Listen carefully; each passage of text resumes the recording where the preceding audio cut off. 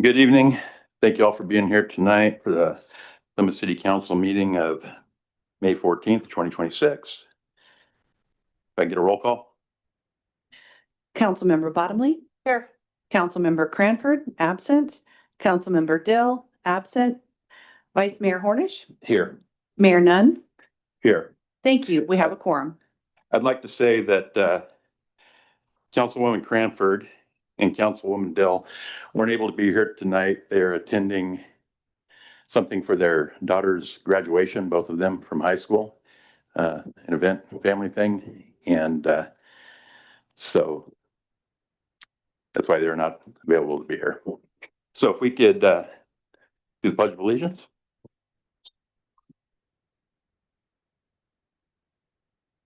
Allegiance to the flag of the United States of America and to the republic for which it stands, one nation, under God, indivisible, with liberty and justice for all.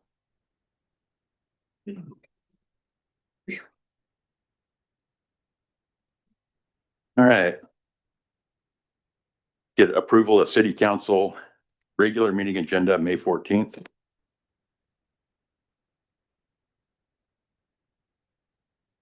Approval. Make a motion to approve. I second.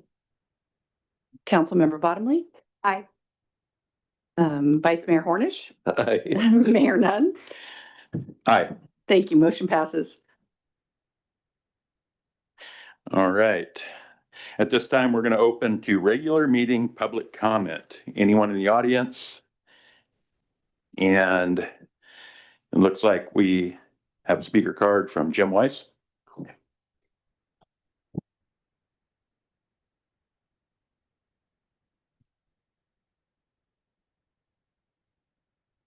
Mr. Mayor, members of the City Council and City staff, I'm Jim Wise and I'm the chair of the Veterans Park Committee here in the City of Plymouth.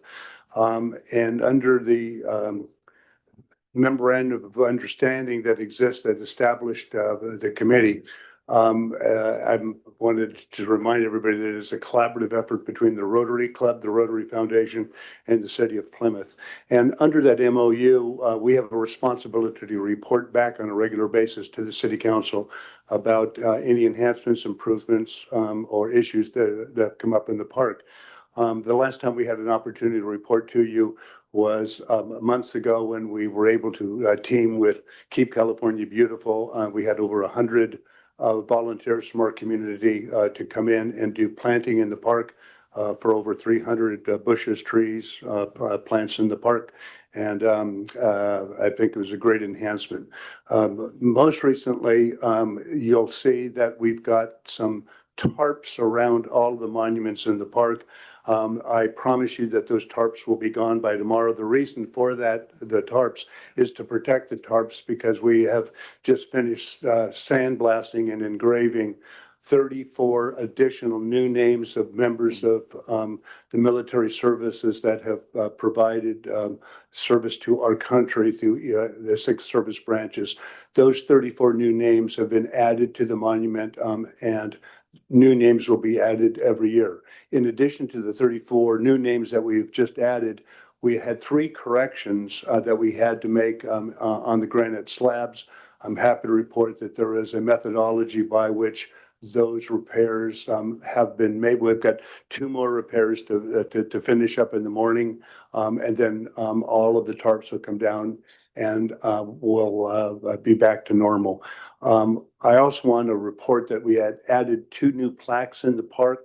One of the new plaques was to honor the service organizations that continue to provide help and comfort to the military branches, organizations like the USO, American Vets, Veterans of Foreign Wars. We felt it appropriate to honor those service organizations by putting a plaque in the park. And finally, to honor the women organizations that predominantly in World War II provided similar service to our military branches. Entities like the WACs and the WAVES also deserved a plaque. We've added that into the park. I think the final element that we need to add into the park will be a way to designate an appreciation and a listing of all the donors and contributions of volunteers and entities that have provided goods and services in the construction of the park. Happy to answer any questions you might have. Well, I appreciate you coming tonight. I saw that the plaques were covered and we're kind of wondering what was going on. So I'm glad you came and explained it because I just noticed that yesterday. And appreciate all the great work you do out there. It looks wonderful. It's really nice. Yeah. We have a great volunteer effort this year. We're very grateful for all that work. And did I see that you guys are having a Memorial Day celebration or service out there? Yes, we are. So the goal of getting the new names added was so that we could meet that deadline for the Memorial Day. So on Memorial Day morning, we'll have a ceremony in the park. Just would point out that Memorial Day tends to be a day that honors men and women who provided the ultimate sacrifice of this country. This is a veterans park that honors anybody that provided service to the country. We're going to do a special designation for those names in the park who are more appropriately honored on Memorial Day. So we'll have a call out for that. But yes, we've got a little ceremony on Memorial Day. Yeah. The community should come out and participate. It's a great event. So you said 34 names you added, and is that just people in the county reaching out to you, adding family members, or? Yeah, I suspect that this will be the largest single addition of new names that we will have since we installed the granite monuments in the park. And I think the reason for that is once the community realized that this was an opportunity to honor their friends or families that qualified to be included in the park, people came out of the woodwork. We vetted every one of the names that came out. But yeah, I think people recognized for the first time the opportunity that existed there. I would like to do a little shout out.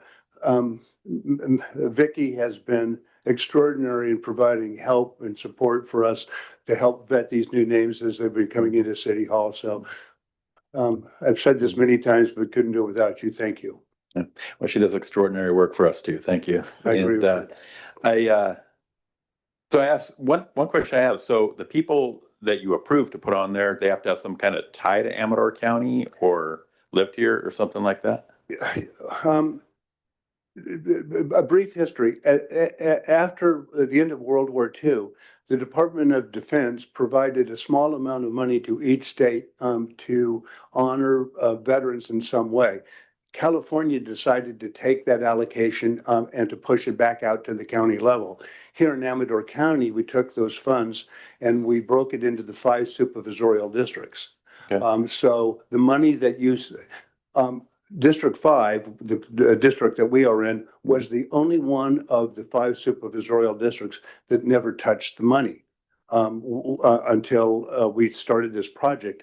We did a lot of digging and finally found the money at the county level, but it actually had been sitting in an interest-bearing account back to the early 1950s. Oh, wow. So we had a nice little pot of money to work with. Wow, that's great. Well, thank you, Jim, for Thank you. and for everything you do out there. We have any, do we have Zoom? Zoom is up, right? See no hands raised. Okay. Anyone in the audience like to speak? Rosemary?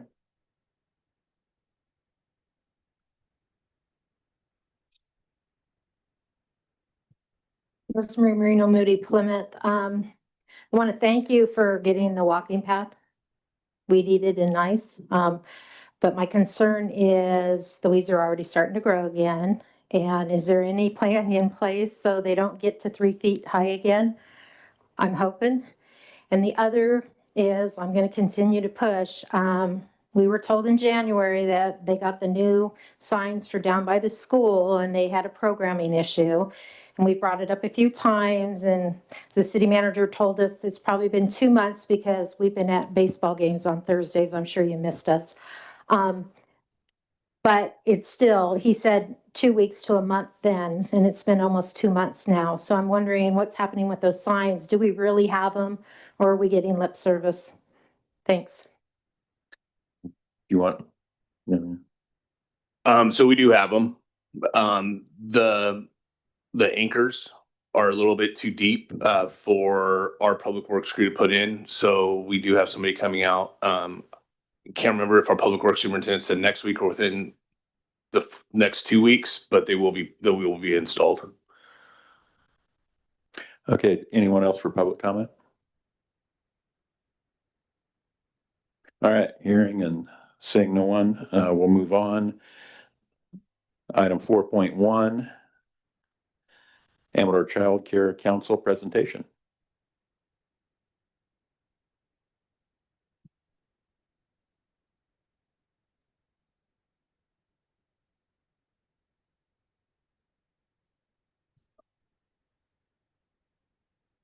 Thank you, Mayor and Council, for the opportunity to highlight some of the work done by the Amador County Child Care Council.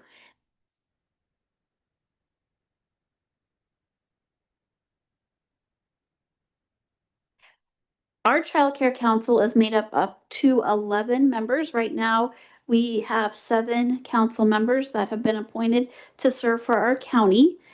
They're listed here. If anybody is really passionate about childcare, we do have 4 open spots right now.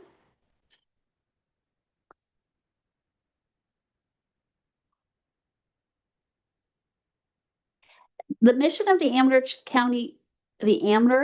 Child Care Council is to support the development and affordable, accessible, and quality childcare that promotes the success of all children, their families, the economy of our communities.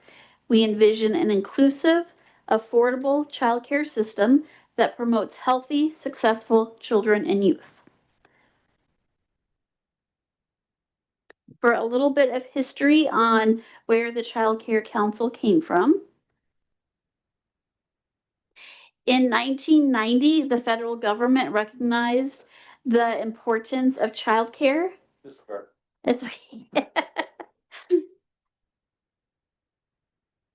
the importance of childcare under Title IV and the at-risk childcare program. The federal government pushed money to each state to come up with a way to support quality, affordable childcare, really focusing on our students that are the most at risk. So from with families with low incomes, food subsidies, those kind of things are really what they're targeting. And so in 1991, the California Department of Education pushed money to each county office of education to form some they're called local child care planning councils. And the purpose of these councils is to work with community partners and businesses to really highlight the need of childcare and then to support those that work in the childcare field. So in Amador County, each year we have roughly about 300 babies born in our community for new members every year. And then here's some statistics. This really, a lot of this data comes out of our big needs assessment that we did in 24-25. For a little bit of information, the Resource Connection is the agency. It's a public agency that supports child care providers and then helps families find childcare resources for Amador and Calaveras County. And then it gives a little bit of information here that children ages 0 to 5 in our communities that received public assistance of some kind, there were a total of 938 kids. And if you keep in mind that there's only about 300 for each age group, we have a really decent percentage of our children that whose families need some extra support. And so with those youngest kiddos, we highlighted here enrollments for educational opportunities with Head Start, California State Preschool, and TK stands for Transitional Kindergarten. It is the first year of a 2-year kindergarten program designed in California. It's really meant to serve all of our 4-year-olds across the state. And then it gives a little bit of extra information about kids receiving special education services.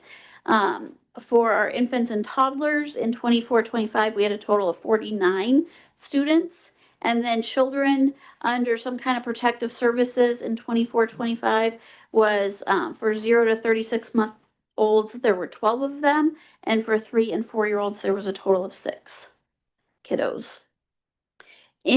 For the Child Care Council, every 5 years, we are required to complete a new needs assessment. It really highlights areas in our communities that need more childcare support. And I will say, as somebody who's lived in Amador County pretty much my entire life, I live in the Comanche area. I taught at Ione Elementary or worked at Ione Elementary the whole time my kids were needing childcare. And the closest childcare we could find was in Sutter Creek. And so to do this trifecta of driving all the time, my kids are adults now, but that need hasn't changed over the decades. We still have people who drive a long distance just to get childcare, if they can even find it sometimes. As part of the Child Care Council, we also come up with a plan every 5 years to really target goals and ways that we can support our community. And so the first goal is really helping advocate for childcare needs and advocate for new childcare providers. Childcare providers is kind of I think an interesting term.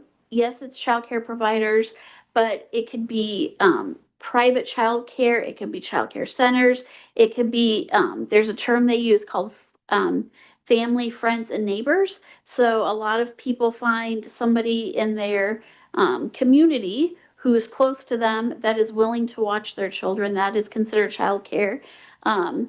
Our school district actually provides childcare through our ELOP program, our after school program. And so all of that is kind of a broad spectrum that falls under childcare. This goal also highlights just really advocating for, in a lot of ways, zoning and local policies impact a lot around where we can put childcare facilities. One that always surprises me is there's regulations around how close to an airport you can have childcare facilities. And it really limits in some of our areas the ability to put in childcare centers. Our second goal is always very family focused, but how do we support employers who have working families? Because if employees can't come to work because of childcare, it has an overall impact on the businesses and economy of our overall community. This year, the Child Care Council is working to put together an employer toolkit, so strategies that employers can use to support their employees that need childcare. And then the third goal is really supporting the people who do the groundwork for childcare, the actual providers. So providing professional development. There is opportunities for stipends in our community. So if they are advancing their own education to better support kids, there's some opportunities for some financial incentives for them. And then we also just really work as a Child Care Council, to get the word out about resources in our community. I know in September, we are partnering with First Five Amador to provide kind of an annual kickoff for childcare providers. And we will at that time have a lot of our community resources available. So our childcare providers, who are kind of our front line with a lot of our families, can support families in better accessing all resources in our community. And so that is a very brief explanation of what Amherst Child Care Council does. But if you guys have any questions, Wendy? Is a great organization.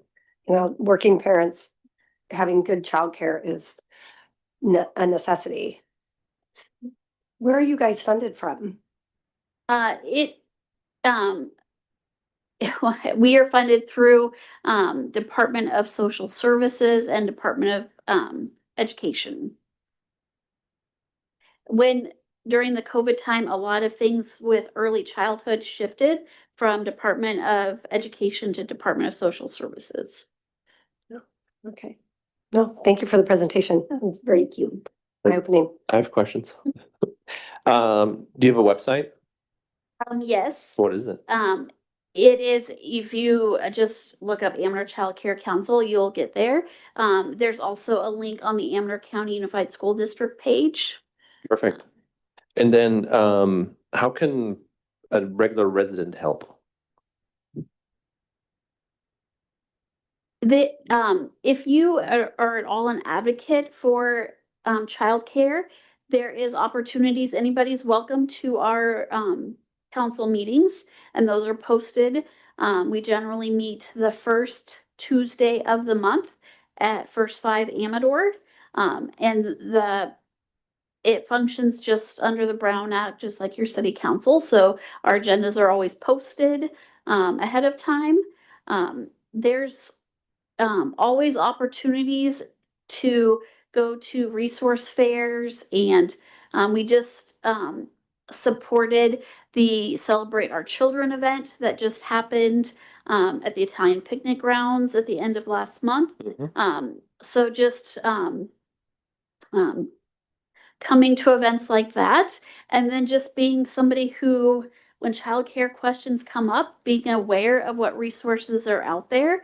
The Child Care Council can definitely help direct people.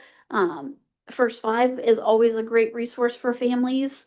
And then the Resource Connection. So if just an everyday citizen wants to be really supportive when questions come up, because a lot of times people don't even know who to ask. If you hear that, those three organizations are Correct. great resources. Okay, and then lastly, do you take donations of any kind? If so, what do you guys need, and where would people drop it off?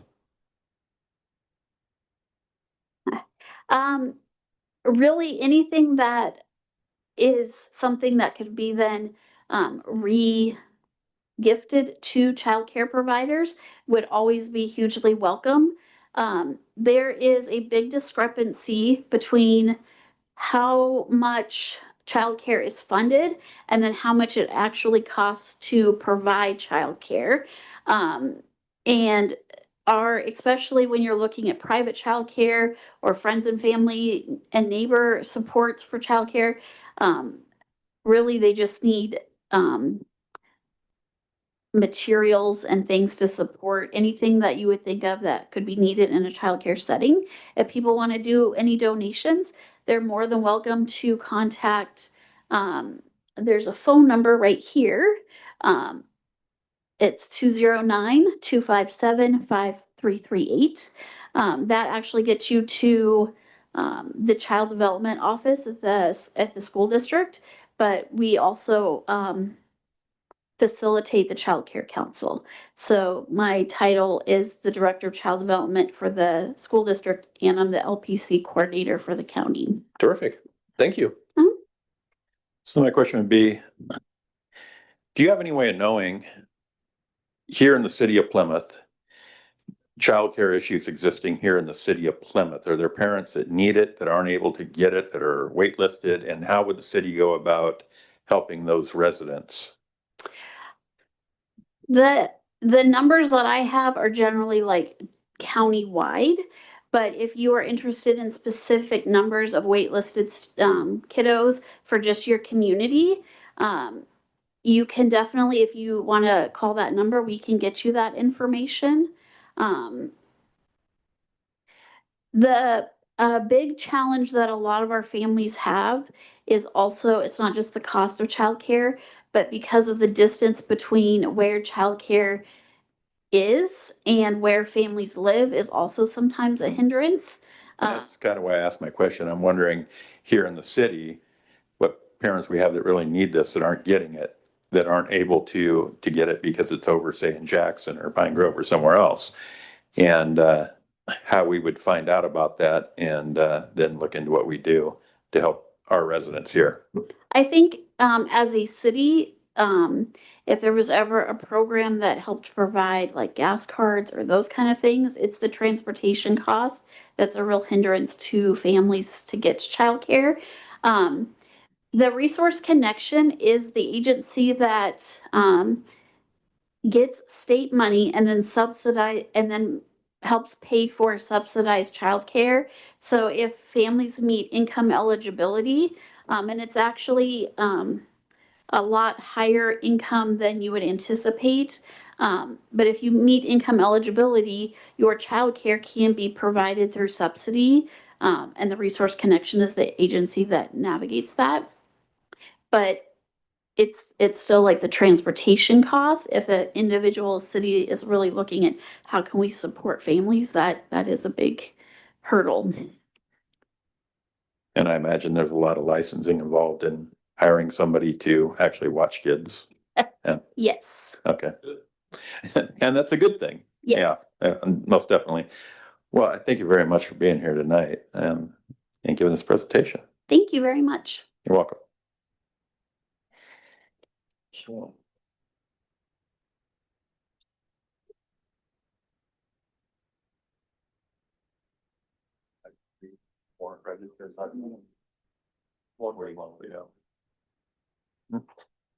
What?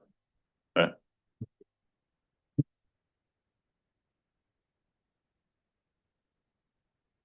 And 5, consent calendar. We have a motion to approve the consent calendar. I'll make a motion to approve the consent calendar. Oh, public comment, excuse me. Thank you. Public comment. Thank you, Rosemary. Public comment on consent calendar. Okay, Rosemary Marino Moody, Plymouth. I just have a question. I saw on the warrants, there's a $150 boot stipend.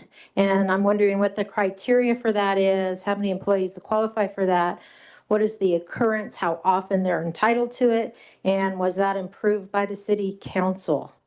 Thank you. I'll have to leave that to city manager if he is able right now, has the information to answer that.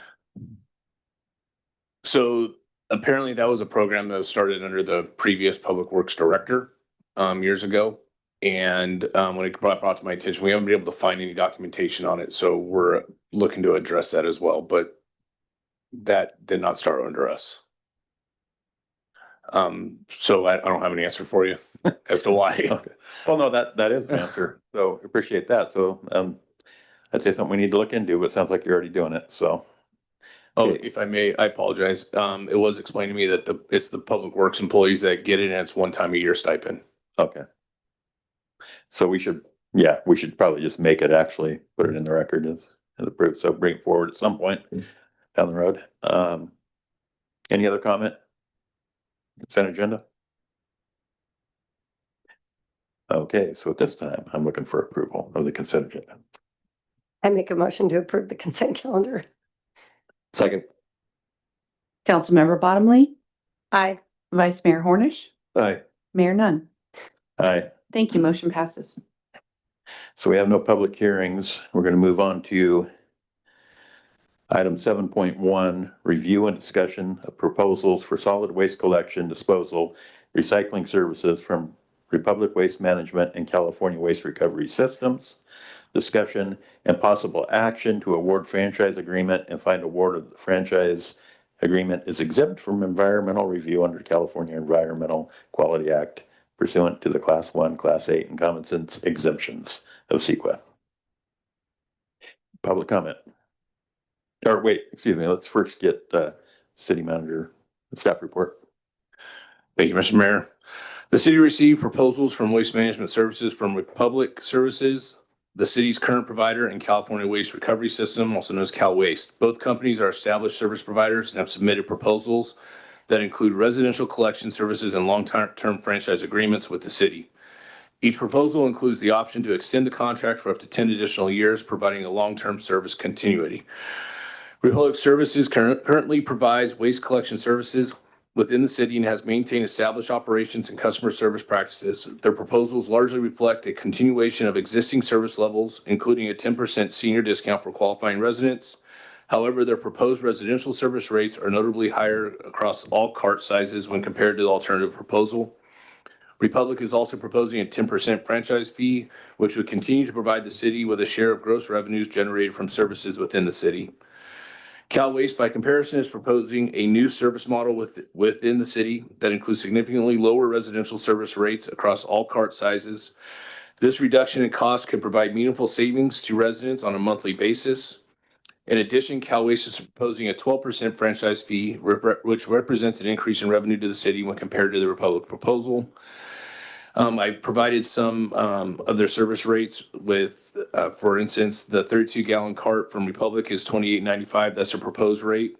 Where Cal Waste 35-gallon cart is $19.05, which is actually a decrease from what we're currently paying with Republic Services. And you can also see the other changes. Cal Waste is proposing a higher percentage franchise fee, which could result in increased revenue to the city compared to the current franchise fee paid by Republic. However, it may represent less revenue to the city than the 10% Republic is proposing in its proposal, since it would be charging residents substantially higher rates. Both providers are offering a 10% senior discount with required documentation. The fiscal impact to residents varies significantly between the two proposals due to differences in service rates, with Cal Waste Recovery Systems offering lower monthly costs. The fiscal impact to the city will be an increase in franchise fee revenue regardless of which provider the city council awards a franchise agreement to. If the franchise agreement is awarded to the Republic, revenues will increase because the city will continue to receive a 10% of gross revenues, but revenues will increase because of the higher rates proposed by Republic. If the franchise agreement is awarded to Cal Waste, revenues will increase because the city will receive 12% of the gross revenues as compared to the 10% it currently receives, with Cal Waste proposed rates being substantially similar to Republic's current rates. Our recommendation is the city council review and discuss the proposals from both Republic and Cal Waste, and staff further recommends the city council review, discuss, and consider award of a franchise agreement. Staff is confident that both Republic and Cal Waste are capable of providing service within the city, but because of the cost savings for residents, recommends award of the franchise agreement to Cal Waste. Thank you. All right, thank you. We're going to open this to public comment. I want to say that we received a public comment on this from Stephanie Marino, and I did read the whole thing. If we have anybody in the audience or anybody on Zoom, like Rosemary, come up. And Mr. Mayor, if I may, we have both representatives from Cal Waste and Republic here to answer any questions for you.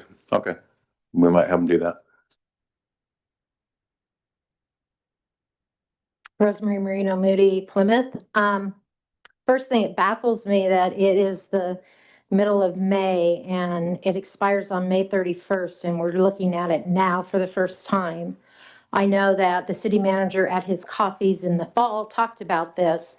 So yeah, I don't understand why it's the last minute. Also, I noticed in the packet, the current franchise agreement with Republic is not in there. So it's really hard. I don't know how you as a council can look at the two proposals without having all the information. I know that it wasn't in the packet available to the public.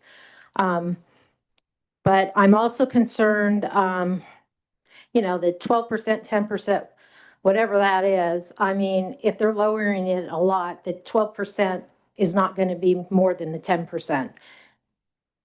Honestly, if you start running numbers. And the other part is that's built into the rates anyway that the ratepayers pay. I mean, we basically are paying for that franchise fee to come to the city.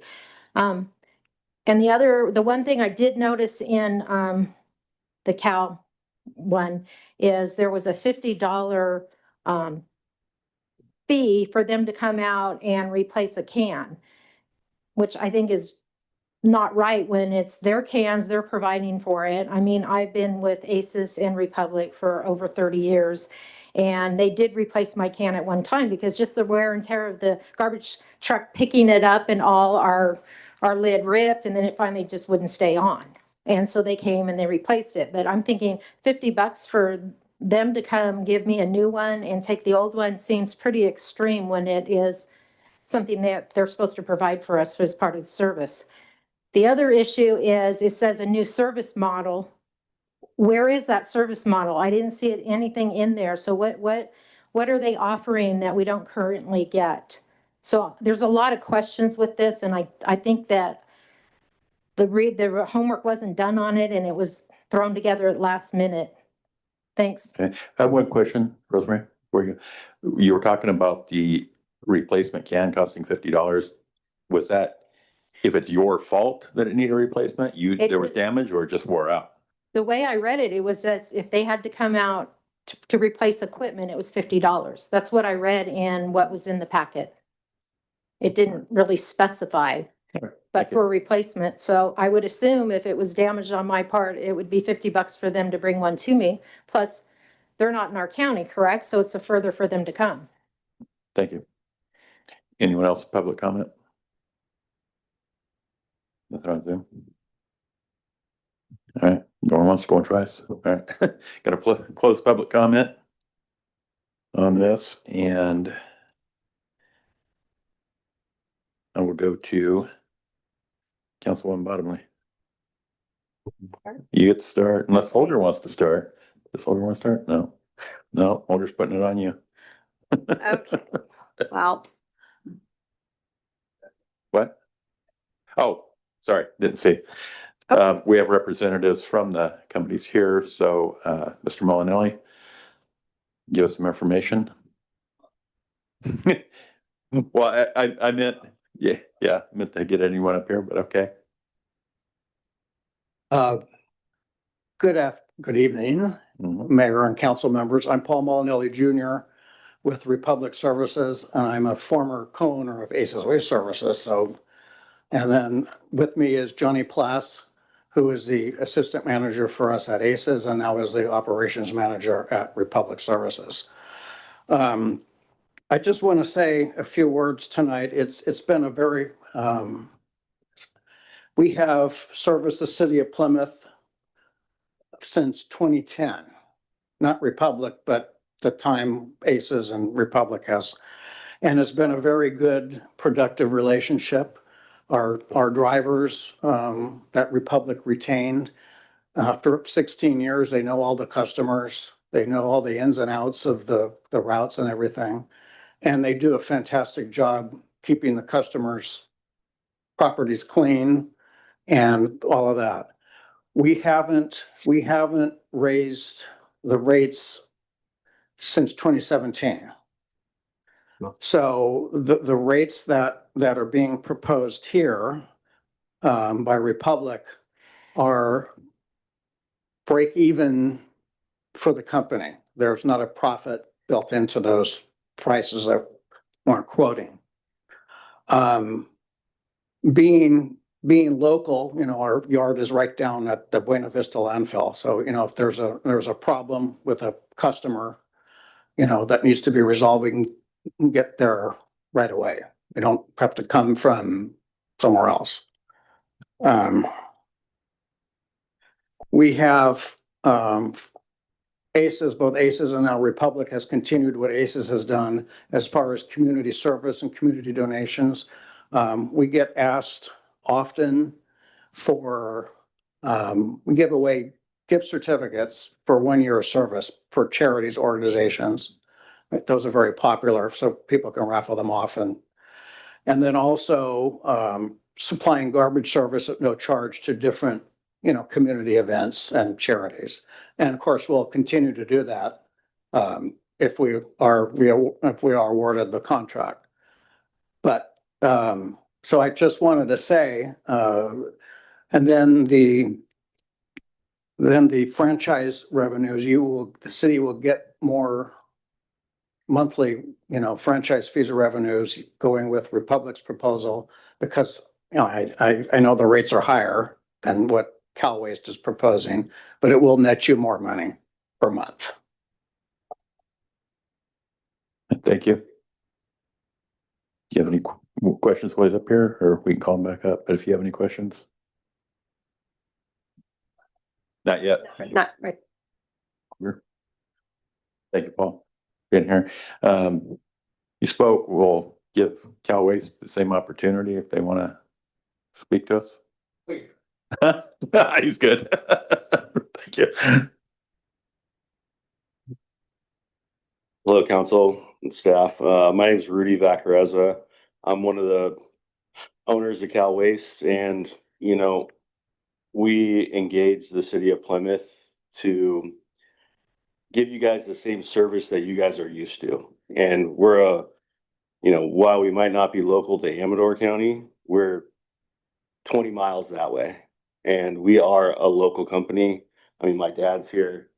I'm one of the owners, my dad and my brother. I have my operations managers here, my equipment manager here. We are all local people in this area. And I respect Paul. I know he came up here and spoke. His family's done an amazing job in this county, but we think that we can provide you that same level of service that you got with ACES, but with Cal Waste. When we talk about giving back to the community, that is something that we 100% do, and we want to be here in Amador County and in the city of Plymouth. And I think we can give you that same level of service and community engagement that you've been used to, that you still might get with Paul and Republic, but we're here to stay. We are privately owned. We're not traded on the NASDAQ like Republic Services is. But I think that we've given a really great proposal to you guys to take over these services, and we're 20 minutes down the road. We might not be 4, but we're 20 minutes down the road. And we just appreciate you guys giving us the opportunity to come into this. And, when we talk about, the franchise fee, we did propose a 12% franchise fee, which I think will be great with the city. But our whole goal was to keep residents paying what they're paying today. So with what we're proposing versus Republic, I mean, they can save from $120 a year to $210 a year if you guys decide to go with our proposal. From the standpoint of service, like what we're offering, I think on the cleanup side of the world, we want to offer more of a on-call cleanup service, to where we don't want it to be for 1 week of the month where everybody puts all this stuff out there and it looks, it's just all the time. It's more of an on-call scheduled service. Hey, any week of the month, you call us, you put it out there, we can give you that. We'll give you 2 yards of service where we come and pick it up. But, I think we have comparable service. Well, not comparable. I think we have exemplary service. And if you ask some of your neighbors, I think they'd say that. And when I say not your physical neighbors, but your neighbors down to the next county. But, we think that we can give you guys great service, and we want to come in here or in the city of Plymouth and do what we can. And I think we'd be great partners. So, if you have any questions, I can answer them. I know I was getting a little. Well, one of our residents brought up an issue, said that you would charge $50 to replace a can. Is that if the can just wears out, or for any reason, if she calls up and needs a can, No, it's still $50, or why is it $50? So I think we offer, I think what she was seeing was on the commercial side of service. If there was a cart issue that might need to be replaced, we will clean your cart once a year, and that's included in it. But if you needed it an additional time, then there's a service fee where we have to come out, and we would charge $50. So that's only charged to commercial, not to residential? Yeah, I believe so. What, believe so? Or no? Residential, there's an item that says for customer damaged carts, there's $50 charge. Oh, So I understood that to mean only if the customer causes the damage, not if it's just routine wear and tear. So who decides if it was the customer who caused it, or if it was the truck picked it up and grabbed it wrong, or what? How do we know? I'll defer to Cal Waste on that. I mean, it's pretty easy to tell. A lot of that is for burned carts. If a cart burns down. Oh, so somebody put something hot in it? Like, Mm. yeah, if you Yeah. put hot ashes in there, if a wheel breaks, I mean, that's usually from routine service. Yeah. That cart going up and down, but it's really for burned carts, to be honest. Or if a cart goes missing and it's your third time that your cart's gone missing, we might assess you that charge. So on residential, you're saying that that's not likely that somebody would be charged that $50? Yeah. Okay. You have any questions of him right now? Wendy? Holger, go ahead. All right. Thank you, Rudy.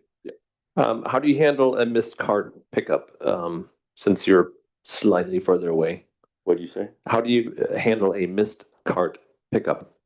So our truck would come back. Same day, next day? I mean, it'd be same day, we'd Okay. get back. All right. And if it was a situation where it needed to be handled the next day, we'd come back next day. Okay. Do you rotate recycling and green waste? Yeah, to so it'd week? be every other week. Okay. On-call cleanup, how many of those do you offer per year?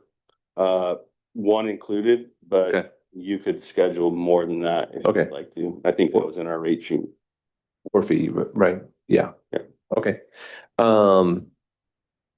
So with Republic Waste Services, I experienced them picking up the neighbor's recycling bin, was stacked a little high, bottles fell out, broke into my driveway, and the guy got out and swept it all up and made it clean. And I was impressed by that. How do you guys handle that? Just like that, but with a bigger broom. Good answer. And then I just have a comment to staff. I mean, the challenger here, Calway's coming in with lower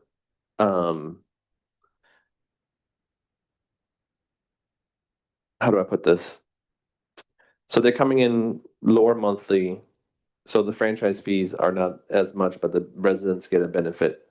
How, I mean, you might be able to answer this too, but like, is your model that much more efficient? Or like, how can you provide these lower, much lower rates? Is it a loss leader, or how does that work? I mean, are we gonna have to renegotiate next year and it's gonna be way higher, or? No, I totally understand your question, and no, to be honest, I mean, we're kind of doing the same thing when we saw your guys' rates. You know, we pick up efficiencies from what we do in the county over, and what I'm proposing to you guys is a cost of service, and we're not gonna come back in here next year and ask for the $9.95 that you Difference. could say we're Yeah. leaving on the table here, Mm. so, no. Okay, So, thank you, Rudy. so, yeah, because you bring up this different business model. Exactly what difference is the model from what Republic's offering us? You know, I would say I didn't propose a different business model language. Hey, Yeah. we're picking up your guys' wastes Okay. and we're gonna handle it in the way that we're supposed to handle the waste, just like they will. So where are you dropping the waste? Where your truck's gonna go and drop at? It'll be in Kiefer landfill, Sacramento County. Kiefer landfill, Sacramento. So you're picking it up, dropping it once, handling it one time. You're not taking it to a reload yard and then having to reload it and say on walking floors or something and move it again. I mean, I would say we would like to keep the options open of where it can go. Currently, right now, it's pretty much down the street or to Kiefer landfill. Okay. We're gonna go to Kiefer with recycling. We run a large, some called the material recycling facility out of the city of Galt. So your recyclables will be shipped down to Galt, which we used to actually process for ACEs before they were purchased by Republic. And then your green waste will be taken down to Galt as well. And then there, it actually will be transloaded to a facility in Yolo County. Okay. So for the most part, you're gonna haul directly into Kiefer. And I would think diesel pushing $7 a gallon. Handling it one time is better, but if Kiefer, for some reason for a while, isn't an option, you're gonna absorb that cost of taking it to a transfer station and then moving it again later. You're not gonna be asking for any increases from the city. You're absorbing that? Yes, You are absorbing that? Yeah. Okay, If I could just add, anytime that we'd be increasing the rates, we'd have to go through a 218 hearing process. We'd have to notify the public. We'd have to follow that whole process for increasing rates. okay. oh, that's, I mean, there are extenuating circumstances that could happen. I mean, we all know what the price of fuel is right now. Yeah. And these rates were proposed with that in mind. But yes, I mean, we're going to stick to the proposal that we give in the city for the foreseeable future. So you see on these, with trucking firms and on these contracts, this fuel surcharge all the time. All right. So diesel's $7 a gallon because we have things going on in the world. What if diesel drops to $3.50, $4 a gallon? Do we get any kind of a refund or rebate? No, sir. Okay, just want to get on record. But if it goes up, say it goes to $9 or $10 a gallon, are we gonna see a fuel surcharge then? I think that that would be something that we could possibly come back with. I mean, but I don't see that happening.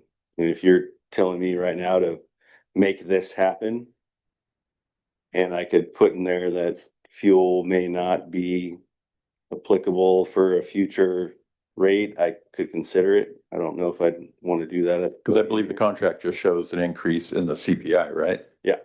Okay, so if, even if fuel gets a lot higher, we're gonna stick to that CPI. Yeah. Increase. And I like I mean, you brought up the CPI here is, ACES, or I mean, Republic, has an RRI, which I think it was in the stat to 20% higher than where the CPI that we are proposing comes into. So we're proposing like a water, sewer, trash CPI index when Republic has an RRI, which I can tell you the water, sewer, trash last year was 4.25, and Republic's RRI would probably be closer to 6.5%. Okay. Thank you. You have another question? I have a few questions. So Andreas, this is for you. On the increases, is it any increase? Is it a CPI increase? Will that cause a 218? Because that's built into the contract. It's built in that they can request that CPI increase, yes. And so we would need to go back and do notices for that increase as well, yeah. Okay, So every year, if the CPI goes up, we have to notice that as a 218? No, so when you do a Prop 218 increase, you can prospectively go up 5 years out. So since we haven't done a 218 for solid waste in quite some time here, that's why it would be due once, and we could project out CPI increases for up to 5 years. Up to 5 okay. years. That's like, okay, that's we have covered here. Okay. My other question was on your discretionary adjustments. So it states here, we have the CPI, and then you have this listing of A through D of different charges that you could come back to us with. And I'm wondering, are those just pass-through costs, or do you mark them up? Or is it just because they are kind of a special circumstances, changes in methods, processing fees? So if you get an additional permit fee for $50, are you gonna upcharge us 60? I mean, I would say some of the discretionary items in there are things that we adopt for certain circumstances, but Okay, I've been in this business my whole life, and whether you call it force majeure or discretionary circumstances, we've never actually utilized those provisions. Some of those, they're just in there. okay, So, I mean, just reading through the contract, Yeah, I asking get the it, yeah. questions. totally get it. Let's see, do I have any other questions? I think there was one other one. I hear my dad breathing heavy behind me. So should I stop talking now? If he wants to come up and join you, he can. Yeah, we Yeah. want to make an Yeah. informed decision. So anybody wants to speak on it from either of the companies, I'd like to hear them. You know, Sit down. Yeah. well, I appreciate that. We might call on you again. Yeah. You might. Oh, okay. With that being said, I have I a, think it's only fair.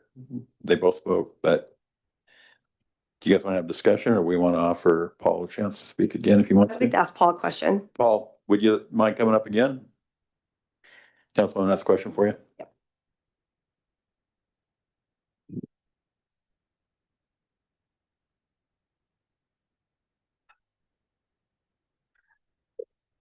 It's gonna be a pretty direct question. These rates are going up 50%. What additional are we getting for additional monies to you guys, or is it just costs that have come up on cost of acquisition, I guess? That's what I'm getting at. Stab that one, take a stab at that one. Johnny Plaster, Public Services. A lot of it has to do with cost. Thinking fuel prices in 2017, cost of disposal in 2017. There's been a lot of influence, insurance costs, et cetera, that affect just the cost of operations, right? And so these proposed rates are basically, like Paul had mentioned, a break-even point for us. It's kind of the makeup for the loss of price increases that the companies have absorbed for the last 9 years. Okay, thank you. So I have a question. So you pick up the garbage here in the city of Plymouth and you take it out to the transfer station. All right, then it gets scooped up and put in walk-in floor trailers and hauled back to Kiefer. No? Waste is currently disposed at Forward Landfill in Stockton. So in Stockton, so from down there, that's 35, 40 miles. Have you ever considered just taking it straight from the city and dropping it at Kiefer, only handling it one time, and then looking at that cost and adjusting your rates to the city of Plymouth? That's correct. I mean, I'm asking, have you considered that, looked at that? What the difference would be to just do it like that, since we're so close. So to Kiefer, literally, I can make it to Rancho Marietta in 15 minutes, okay? Of course, I'm not driving a garbage truck. Well, if I was, I would probably make it the same 15 minutes, but so what I'm saying is, you're what, another 15 minutes down? Okay. And so I'm just wondering why it gets moved so far when there's a place to drop here, and why somebody wouldn't look at that and say, we could operate for less and offer a lower price. And I guess that's my question. I don't understand why you guys don't just take it straight there and dump it and use that reduced cost to pass it on to our citizens. Well, with our collection operations, we will collect potentially multiple jurisdictions in one load, if you will, right? We might be getting some from the city of Plymouth. We're getting some from Rate Zone 1 within the county. So we can consolidate that and reduce the hauling costs by having multiple jurisdictions material and allocate the driver's time for a more efficient way, I guess you could say, of hauling it. And then from a transfer station or a transfer truck walking floor scenario, we take to the transfer station, and at that point we can extract and kind of increase recyclable materials and materials that are being taken out of the waste stream that may have otherwise should have gone in your recycle cart. So we can get recycling increases, minimize disposal.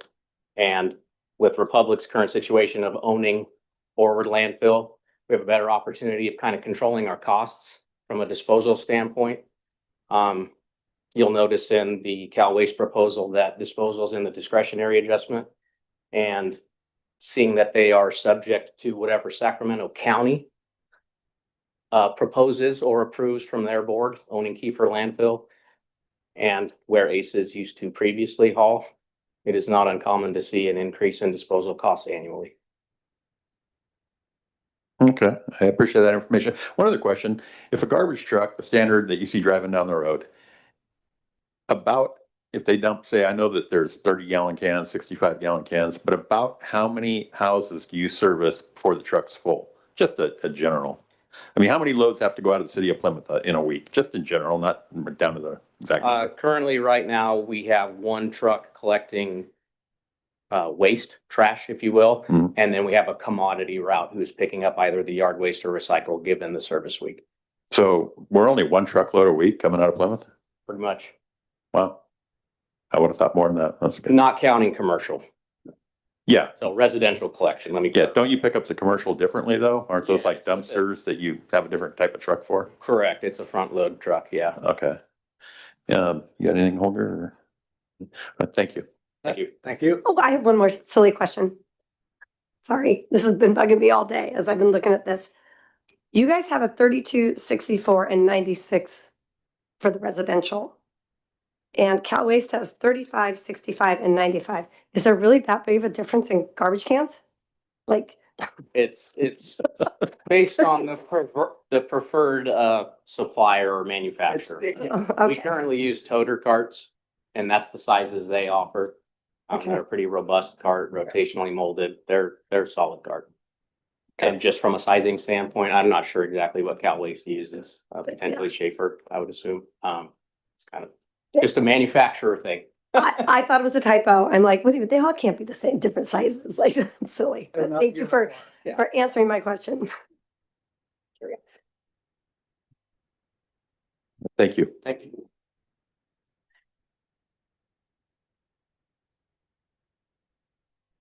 All right. At this point, I guess we'll go to council discussion. Winnie, anything you'd like to say about this?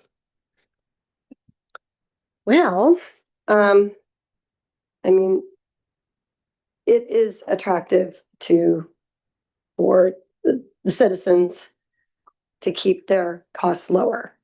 I can appreciate that. I didn't do a bunch of work on seeing what the difference is for the commercial rates and the big disposal bins and those rates.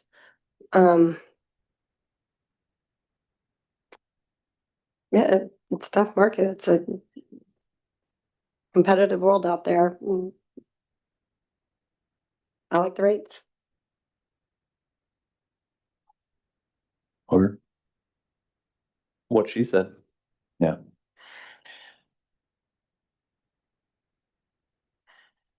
Yeah, my only concern, I honestly don't really care about the difference in the franchise fee because I don't think we should look at the money of the city. I think we should look at what makes things better for the citizens.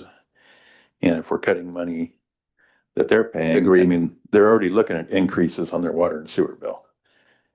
So, to be able to say, well, it's something here, it's helpful. But of course, whenever you change course on anything, it's, concerning. I wish we had a full council here tonight. Would have rather heard this before a full council, but not their fault. And the dollars on for this franchise fee, it's not that big. No, it's less than 5,000. I mean, Yeah. of course, the calculation is very, estimated. Yeah. But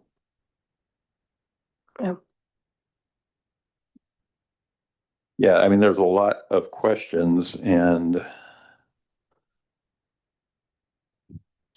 what's our recourse for if we wanted to wait for a full council? well, I'm not I sure. don't think we need to.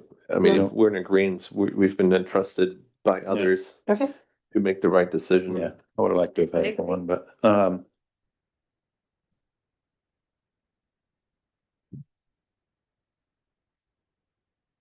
Can I make a and motion? so, yeah, I have one question. So the agreement drawn up, just for the record, was drawn up primarily by our legal counsel? Yes, it's our template. We use it in multiple jurisdictions.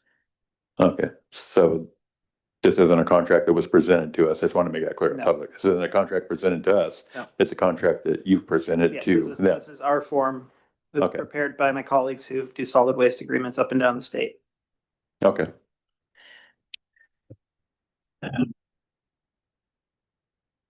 So you feel good about it? I feel good about it. All right. So at this time, I guess nobody else has anything else to say. I guess I'll call for a motion. Make a motion to award the franchise agreement to Cal Waste. I second. And also find that awarding the franchise agreement is exempt from CEQA for the reasons listed in the staff report. What he said. As amended. I second. Councilmember Bottomley, Aye. Vice Mayor Hornish, Aye. Mayor Nunn. Aye. Thank you. Motion passes. Okay, there you go.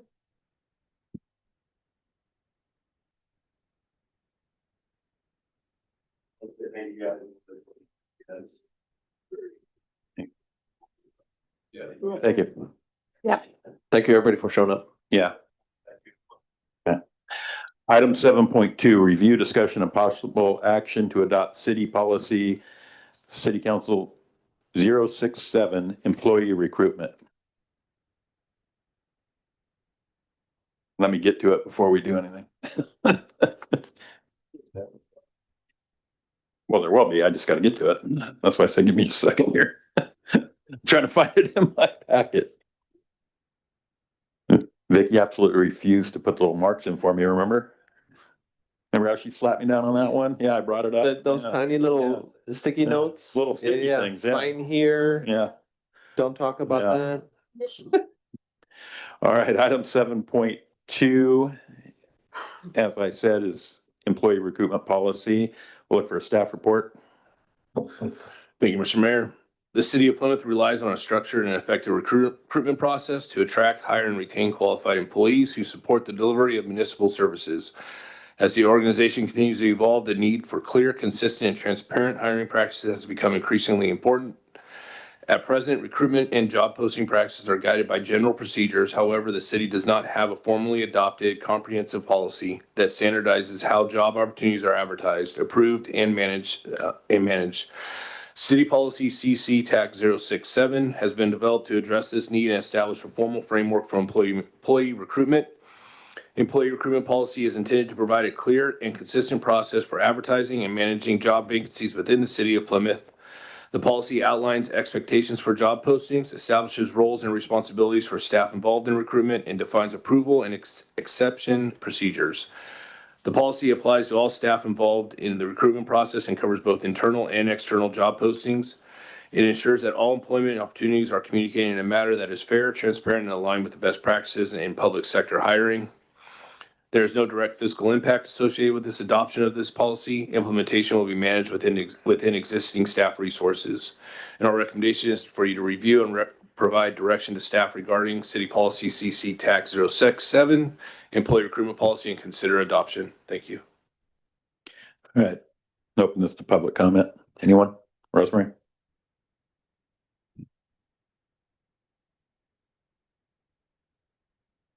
Rosemary Marino, Plymouth. Under the general requirements, it says posting may appear on the city website, social media, local media, and any other websites or locations the city manager deems appropriate. Why does that say may? If we have an opening, it should be on the city website. It should be on the city's social media. I don't understand why that word may is in there, and it's up to the city manager to deem if it's appropriate. This is what got us in problems in the past. And it ended up with family members being hired and that posting being a day and pulled down as soon as they were hired. I think you guys need to clarify that. That may means it may not happen. Mhm. Thank you. Anyone else? No one online? Okay. All right, so I'm going to close public comment and open this for council discussion. Wendy? Well, maybe we can change may to shall appear. Okay. And I'd recommend changing it to shall only with respect to the city's website. I don't want to obligate us to always post everything on social media accounts because that social media platforms change very frequently. Mhm. I agree with that. The city. Yeah. So, is that it, Wendy, or you have another question? And in that same line, it says, if a posting is for current employees only, the position will generally be advertised only internally. But that, but I wasn't, I read that a few times. I didn't understand what it said. Well, current employee, just meaning it's a promotional. Oh, so if it's. Yeah, promotional, yeah. Promoting from within. Yeah. Got it. Okay, that makes sense. I have no other questions. Holger?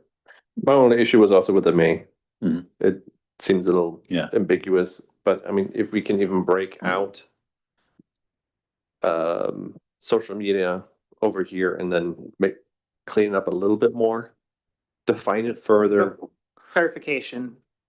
I think everybody's in agreement that the city website should be a shall. What about city social media? Well, I'll tell you, I actually already had that highlighted, had all the same issues Ms. Marino and everybody else brought up. The may appear, I wanted change to will appear. And then local media, I believe they should all be posted in the newspaper the same. So local media, I would like to see newspaper posting in the local paper, either, you know, preferably the Ledger Dispatch, but closest paper is Ledger Dispatch, Mountain Democrat. I want to see it posted, you know, in the paper. I think it's fair to that shall on the website, shall on city social media pages, no matter how they change, and shall on local newspapers. I think the May when we were interpreting meant, you know, how far are we gonna, you know, if we're looking for a maintenance worker, are we gonna post on websites all across the country? You know, I just don't think that was fiscally responsible. So, but I definitely. What if we call out city-owned social media channels? How about postings will appear on the city website, social media, and local media? Postings may appear on any other websites or locations the city manager deems appropriate. I like that. I would like to say will be posted in the newspaper for up to 2 weeks. Because local media can mean anything. Some local media could mean that, you know, it was on KVGC a couple of times or something like that. That's not posted in the paper. I think. So I'd you like want to you see- want to call out the local newspaper specifically, Well, just, right? well, obviously what everybody's looking at in the county is Ledger Dispatch. Yeah. I mean, you could make the argument that the Placerville paper is local too, but I think it should be the most local paper, which closest to us. I didn't want to specifically say a name of a paper, but you know, like we're leaning to one or the other, but it should be posted in the newspaper for that period of time, that 14 days. So we asked for 2 weeks because our local paper is a weekly. So this is where that specificity might get us into trouble and extra cost. Some people might get the weekly print, but that local paper might also have an online job posting that's always accessible and not just the once a week in print. So would you want to limit yourself to print paper only, or would you want to leave the city manager with the flexibility of posting it to an online job posting board of the local media? Well, the issue, we just want it posted, I believe, speaking for the council and the members not here tonight, we just want it the same all the time. Everything put out with the exception of the city manager position, which we handle differently. But every other job that's not a promotional job, we want it the same every single time, posted in the same places for the same period of time, no matter what the job is. I But do think you that's what we're care, after. do you care if it's at the Ledger online, like job postings online, or do you want it to be in print? I definitely want it put in print because if there's people that don't look at the online, I think I would want it to be on both personally. I mean, what's the legal ramification of that? What's that? Or what is the cost? This is purely your This is- choice. I'm just trying to drill down on how detailed you want to be here, how restrictive versus. I want somebody buys a newspaper, opens it up and looks, and that's in there. Okay. For Meaning everyone we Local hire. media, meaning local media. Well, meaning the main county paper. It doesn't have to go into every single paper that might pop up, new paper, but at least the main paper Do for we the actually county. want to name a paper here, or do we? The Ledger.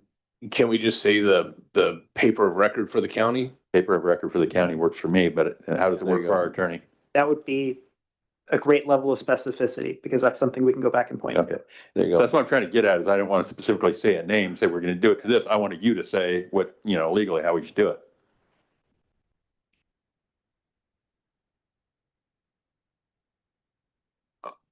I don't want to throw another wrench in it for our legal team, but times are changing, and I think a lot of the ledger readers are online now versus in print. And I hate to see that go. And, can it be up to the discretion whether it's in print or online, depending on as far as the paper record? Why would it not be on both? I mean, if you pay for an ad in the paper, isn't it on the online also? I don't know how if the ledger does both. It's on both. Okay, so On both. thank you. So, Okay. I think. Yeah, I'd want it to be in both. I mean, I'd be all right with you paying for it to be in both if it's like a separate thing. But I just definitely, as long as it is still in print, which I see happening probably another 5-10 years, who knows how long, I want it to be, somebody buys a newspaper, opens it, and they see it. That's my personal feeling, and up to my co-counsel here, how they feel about it, but. Thank you. So we all clear on it, Andres? I'm just gonna I'm writing up some language I was gonna read back to you just to make Okay, sure everybody's perfect. good with it. Yeah. Give me just a minute here.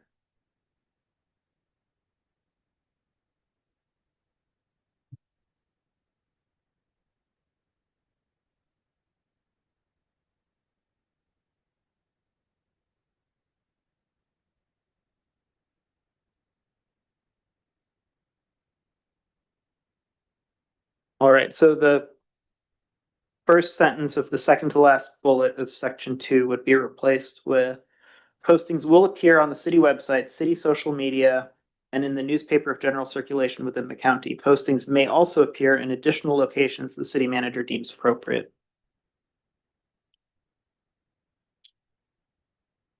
What other forms of local media do we have besides the newspaper? Because we're scratching that. Well, newspaper, Facebook, I don't know what else. What else do you use normally? Any other local media? Not really. Not really, That okay. that we do. I mean, there's the Mount Merchant, which is more of an ad-based thing that we could put ads in if we wanted to. KVGC, but they don't have a print. Okay. I would think if somebody's looking for a job locally, they're either looking online or the Ledger Dispatch. I mean, I'd be all right with it just being that, but. Okay. Read that one more time, Andres. Sure. Postings will appear on the city website, city social media, and in the newspaper of general circulation within the county. Postings may also appear in additional locations the city manager deems appropriate. All right. So we're taking out the local media, just, Yeah, we're replacing local media with the newspaper of general circulation within the Okay. county. And then the second sentence, the new sentence, the may for the city manager to have broader discretion. That's basically going to be used for if you've got a special subject area and you've got some, may all be well. there Yeah. might be some better outlet to advertise in for that position. Yeah, like trade school or something like that, college, the Exactly. local colleges. That's Yeah. always a great place to look. Yeah, no, that would be fine. It's just, yeah. All right. Well, I think I'm good with it being that way. I would. You're right. You good with it? Yep. You good with it? I guess I'm looking for a motion. Somebody wants to try and remember what Andrea said, they can go ahead and step up. I'll make a motion to approve the employee recruitment policy CC-067 with the amended changes on general posting requirements, item number dot 8. Second. Councilmember Bottomley, Aye. Vice Mayor Hornish, Aye. Mayor Nunn. Aye. Thank you. Motion passes. All right. Item 7.3. Wow, that's long. Introduction and first reading of ordinance 2026-01, an ordinance of City of Plymouth repealing and replacing section 15.05.020 of the Plymouth Municipal Code to adopt by reference the 2025 California Building Standards Codes comprised of the 2025 Building Code, the 2025 California Residential Code. I don't think you actually need to read them Do all. I have to read the whole thing? I don't think you do. It just- Basically all the codes, all right. It's all the codes that make up the 2025 Building Standards Code. Thank you. All right, I'm open this for public comment, or actually staff report if there is one on that. There's a staff report and I could read it. Every 3 years, the California Building Standards Commission updates their building codes to reflect the latest building and fire safety standards. These automatically went into place. We just have to formally adopt them. So they're already kind of being used. But while the 2025 California Building Standards Code took effect on January 1st, 2026, without any city action, adopting the California Building Standards Code into the city's municipal code will allow the city to enforce violations of the Building Standards Code as violations of its municipal code. The Building Code Title 24 establishes the minimum regulations for the design and construction of buildings and structures in California. State law mandates that the local governments enforce these regulations by adopting local ordinances that adopt the state code by reference. The 2025 Building Code Standards includes the following individual codes and appendices thereto, and there's a list of them. And adoption of the 2025 California Building Standards Code will not have any fiscal impact on the city other than us posting in the paper. Thank you. So at this time, I'm going to open this for public comment, if there's any. Nothing online? Okay, I'm going to close public comment. Council discussion. Winnie? Nothing for me. Holger? Question, did we overlook this one? And are there any ramifications because of overlooking it, or? No, so the codes automatically went into effect. Typically, the local adoption really matters for jurisdictions that modify the codes in any way. Plymouth historically has not done any Got it. local modifications, so this is really just to clean up our code to cite to the correct version of the Thank building you. standards code. So our building and department inspectors don't want any changes. They're just going to No, enforce off of this. Okay. All right. Well, I'm good then. I guess we're looking for a motion. Make a motion to adopt city policy CC-067. that was the last one. Excuse me, This is the first. the rather long one. This is the first reading of ordinance 2026-01. Yes, make a motion to adapt. Is that the right word? We're just doing the first reading this Just- time. We'll do the adoption next time with the. Oh, okay. Make a motion to So make a Motion motion. to conduct. approve the first reading. Okay. Make a motion to approve the first reading of ordinance 2026-01. I second. Councilmember Bottomley, Aye. Vice Mayor Hornish, Aye. Mayor Nunn. Aye. Thank you. Motion passes. All right. Let me go to. Give me just a second here.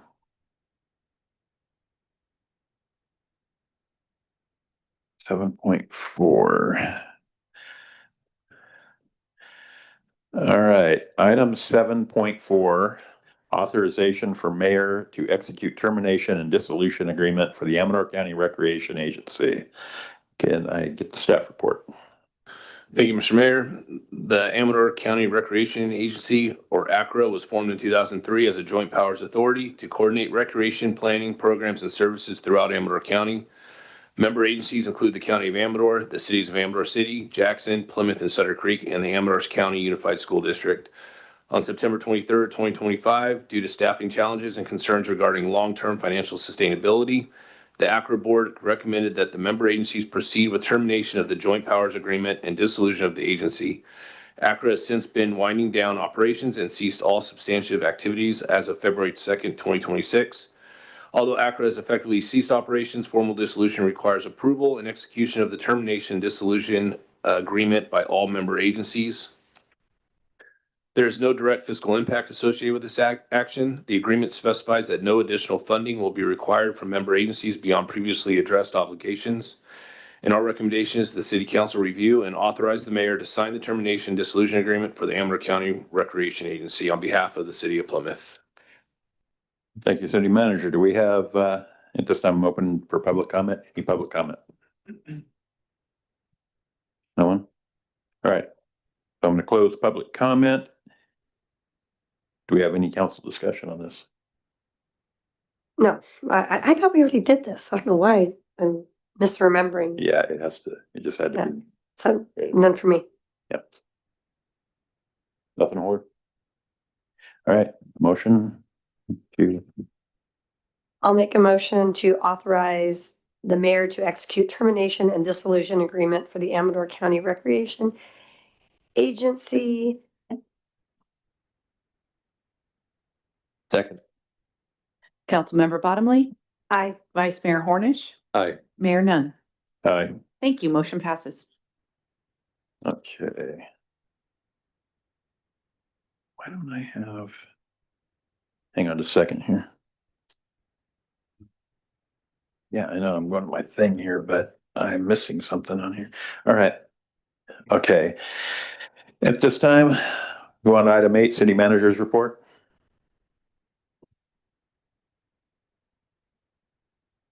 I apologize. Thank you.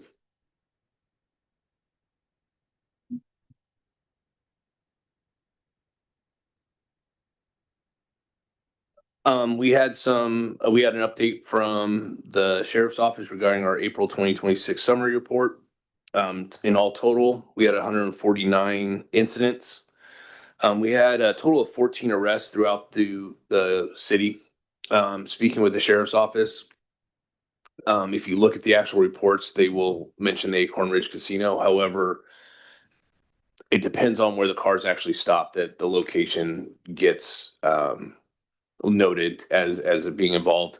But with the increase of deputies in town and watching our traffic issues, that's their chief complaint from the city. All of these traffic stops are resulting in narcotics arrests, other arrests. One call that I reviewed started at Kalina with 2 people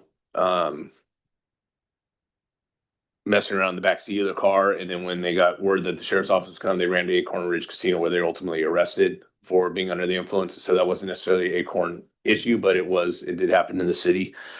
But we had multiple for 11377 methamphetamine and sales.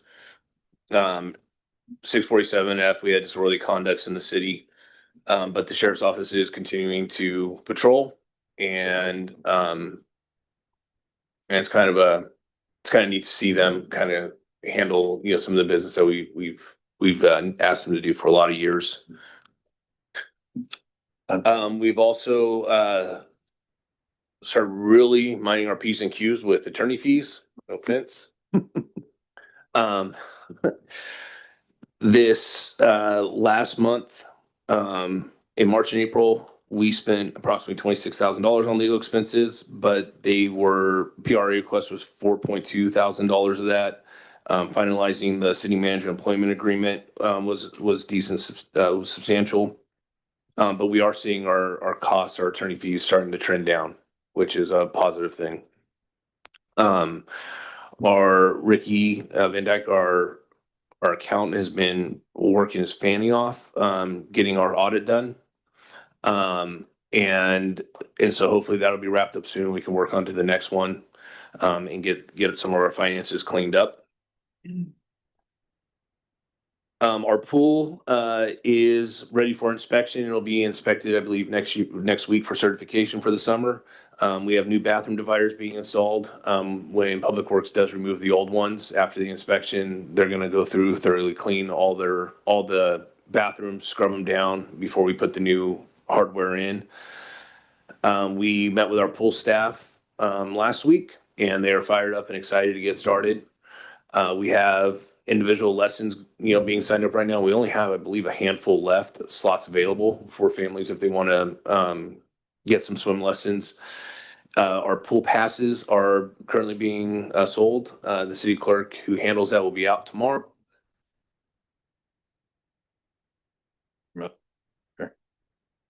I was trying to move the thing, and I turned you off. Sorry. That is enough, city manager. And so, No, we're not there yet. and so you can contact the city and we'll get family passes for the summer. As far as the Caltrans walking path, with the rain that came after the last time they cut, they will be coming back out to trim those up. But I think we're going to need to work on long-term solutions with Caltrans. I think it's unrealistic for them to come out every month and have to cut and trim those things, or trim the paths, but the city is aware. Can they pay us a stipend for us to mow it down A credit. and weed abatement, like spray? We could entertain that. However, our public works staff they're stretched thin right now. And with right now they're still chasing weeds, from the last rains we had. So it's kind of a wash, rinse, repeat type of Noted. process right now. Yeah, thank you. So, but we can look into it. We do have Memorial Day going on. It's put on by the Rotary, supported by the city. So that'll be Memorial Day. I believe it starts at 10 o'clock at Veterans Park. I'd like to invite everybody out to that. And we're right in the middle of planning for 4th of July, gearing up to do that. So within the next few weeks, we'll be meeting with the fire department. We'll be meeting with the sheriff's office to kind of go over our game plan for that week, or for that day. But other than that, we're cruising. It feels like I feel like I should have a lot more to say, but it's just I can't say enough about our staff. They've been really, really working hard for the citizens. So thank you. Quick question. On some of that vegetation, like along the path and so forth, that's in the city limits, have we discussed with the fire department when it gets dry enough, possibly just burning it off as training? Because I know they're graduating a bunch of new guys here tomorrow night. And they do that in other towns. And could a lot of that just get burned off once it's cured enough? Is that something you could do? I could definitely look into it. I don't have a fire background, so I didn't even consider that, but I think that's an amazing thing to look into, and I could do that for you. Yeah, because yeah. Oh, they did? They seeded it? Okay, maybe not. Well, it's something maybe you can talk with Chief Withrow on, and there's maybe certain places in the city, because I was wondering about that a long time. There are certain places that could be done, in certain places, like Mr. Moody brings up, maybe that wouldn't be the optimum thing to do. So there's that. Sac, no? Anything to say on that one? Oh, Old Sac? Yeah. So we, with the revenue that we've been bringing in with our waste haulers, we are able to kind of look into doing a little bit more repairs to Old Sacramento versus just cold patching. And so we have one company coming out Monday. We have 2 more coming out later in the week to provide us bids. And we've identified, myself and the public works superintendent have identified some more of the troubling areas. And we're going to knock out as much as we can with the little bit of money we have. Actual paving and repair. Actual paving, Yeah, cutting do out inspection. and paving. Cutting it out and putting in new stuff. All right. Yes, sir. Any questions? No, I just have a comment. The sheriff monitors how many calls they make and within the city. How many tickets do they give people going down Main Street and in the local area? I would like to know that. Is that something they can't pull out, or is that part of that? Good catch. I was going to ask that and I forgot after I asked about Old Sacramento. I could definitely request if for citations,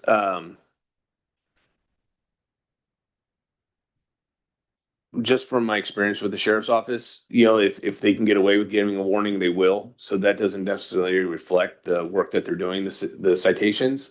But I can tell you that we conducted vehicle stops.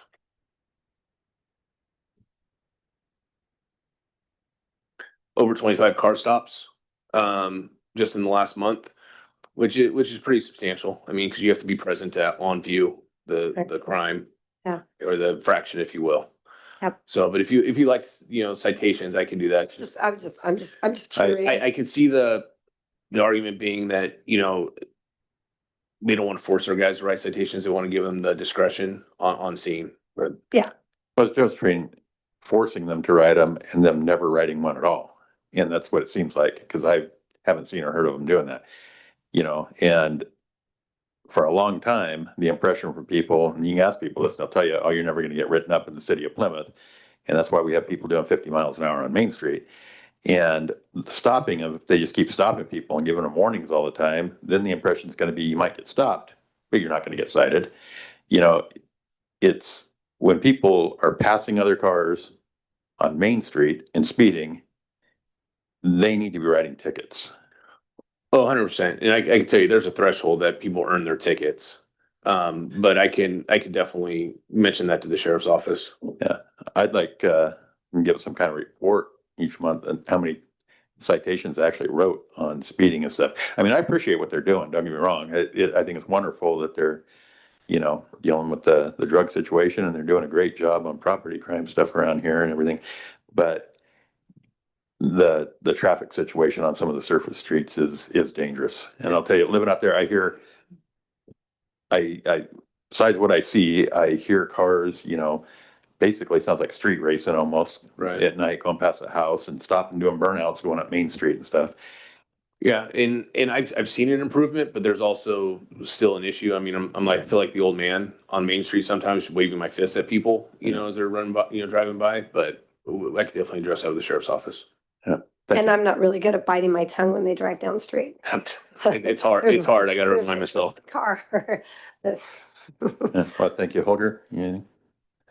Could you give me some more detail on the 4th of July prep? Like, will we have a hot dog cart and, you know, like a slushy machine somewhere and snow cones? I can definitely provide that update at the next meeting. Perfect, thank you. And Vicky might know the answer to this stuff, but I think we actually had to, last year, I think that was before you were on, we actually had to reach out to like food vendors and stuff. Are we doing that? Because I know we have new personnel in here. Do they know to reach out and get these vendors here? And they're doing that? Okay. And I'm sure we're having plenty of deputies and all that and fire department. So sounds good. I think it'll be fun. Okay. That's all for that. Request for future agenda items or any reports from the council members? Wendy? I want to say that the community garden is going. I got a plot out there. I think a couple of people in the city do. Don does. Oh, Ricky, you have one too? Yay. Okay. Community garden. We're working at That's trying cool. to, you know, get it cleaned up a little bit, make it pretty and, you know, grow some great vegetables and some nice little spot up on the hill. And so that's exciting. I'm looking forward to the Memorial Day ceremony. I think that they've done a beautiful job with that park and I'm excited to participate in that. I don't have any future agenda items. That's it. That's it. Holger? Negative. I'm not gonna add anything on right now tonight. I'm happy that we're getting through some of the stuff that's been on there for a while, so we'll keep doing that and defer to the city manager to use his judgment, and for the time being, we'll get things cleared off the table. So with that, One more thing, Ricky, your financial reporting in here, spot on. That looked really good. They are great. no, we read through it. I We read read through through it. Jake, we read through it. They're great. And yeah, I love that we had something like that in there. I was like, okay, that makes me understand it a little bit now. Where in a year and a half here, up until now, I never seemed to really grasp it. Yeah, so keep doing it. Appreciate it. Okay, so with that being said, we're gonna be going into closed session. Any public comment on closed session? And I know we do have, I think we do have one correspondence. Oh, there it is. I know I have it in the stack somewhere. Yeah, Holger got me. Robert Moody, Plymouth. I don't know where to start with this. I read this when I came in. Sorry. What makes that road theirs? They don't own the property, correct? What are you asking about? The Sutter Home property up there. They're saying that you can't, there's no way you're gonna do anything with that road.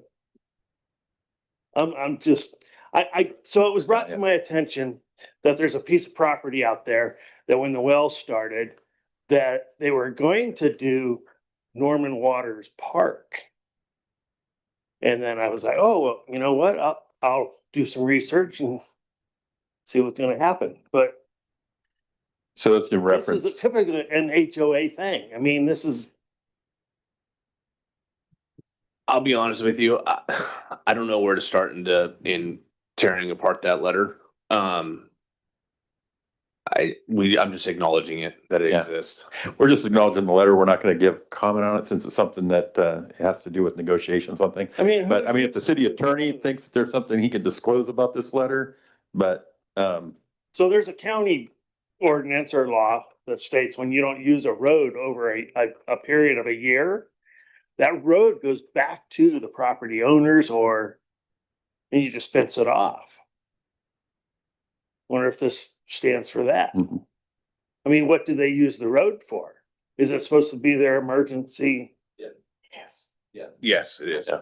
So what are they worried about if the road's still there? I don't know what that one person is worried about. yeah, we haven't gotten there yet. So, I mean, you saw the letter that was sent to us. In my opinion. Yeah. And we can't talk a lot about private session stuff. So thank you for your time, Robert. Thank you for being here tonight. No one online on this. Okay, with that, we're gonna ask, moving, we're gonna be going into closed session, ending regular session at 8:13 PM. And we will report out at the end of session.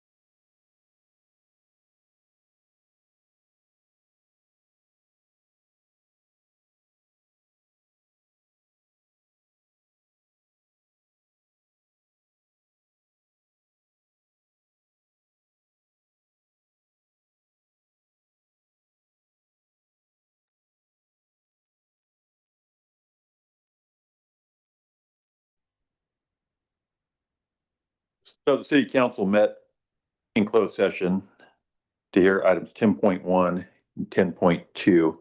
No reportable actions were taken. At this time, we are going to close the city council meeting or adjourn the city council meeting at 8:32 PM.